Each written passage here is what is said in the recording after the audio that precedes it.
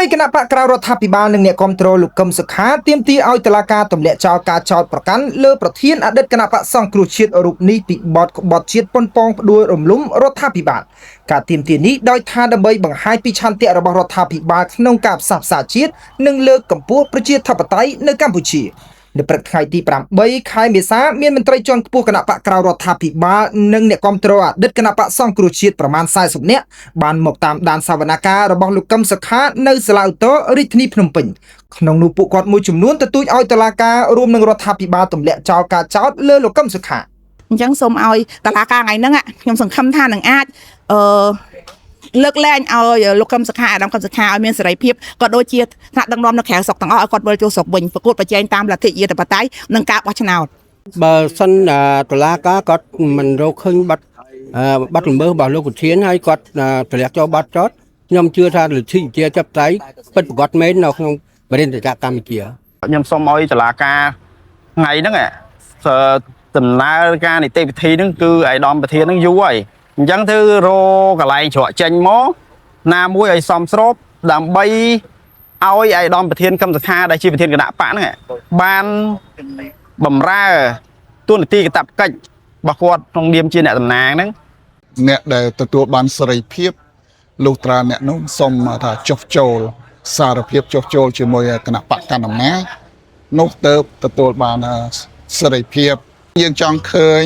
អ្នកនយោបាយដែលនិរទេសនៅក្រៅក៏ដូចជានៅក្នុងស្រុកជាពិសេសករណីលោកកឹមសុខានេះក្តីត្រូវទទួលបាននៅសេរីភាពដើម្បីរាប់ខ្មែរសាមគ្គីភាពគ្នាខ្មែរឯកភាពគ្នាពេលហ្នឹងខ្មែរយើងខ្លាំងព្រេញ្ញាលោកសន្និដ្ឋានថាអ្វីដែលជាការរៀបចំប៉ុនប៉ងគេហៅថារំលំរដ្ឋាភិបាលនោះគឺចាប់តាំងពីឆ្នាំ1493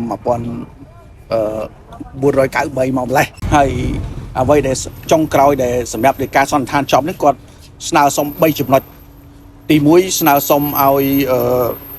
មានការដាក់ទោសទណ្ឌបទល្មើសនឹងឲ្យធ្ងន់ធ្ងរដែលជាបទល្មើសក្បត់ជាតិទី2ស្នើសុំឲ្យ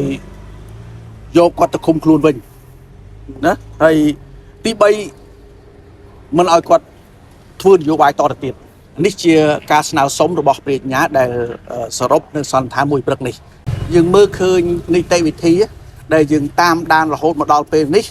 គ្រាន់តែទុកពេលឲ្យសន្និដ្ឋានគឺជិត2ឆ្នាំដូច្នេះយើងមើលទៅ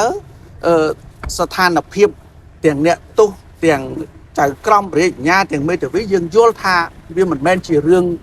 ខុសច្បាប់ទេអានេះវាជារឿងហាក់ដូចជារឿងនយោបាយច្រើនជាងសម្រាប់មេធាវីយើងនឹងស្នើសុំដោយបដិសេធចោលព្រោះថាអ្វីដែលយើងប្តឹងដល់នឹងសារក្រមរបស់សាលាដំបងរាជធានីវិញដោយសារតែយើងឃើញថាជាសារក្រមមួយដែលដល់ភាពអយុត្តិធម៌ឲ្យកូនក្តីយើងកាលពីខែមីនាឆ្នាំ2023លោកកឹមសុខាត្រូវសាលាដំបងរាជធានីភ្នំពេញផ្តន្ទាទោសឲ្យជាប់ពន្ធនាគាររយៈពេល27ឆ្នាំពីបទក្បត់ជាតិប៉ុនប៉ងផ្ដួលរំលំរដ្ឋាភិបាល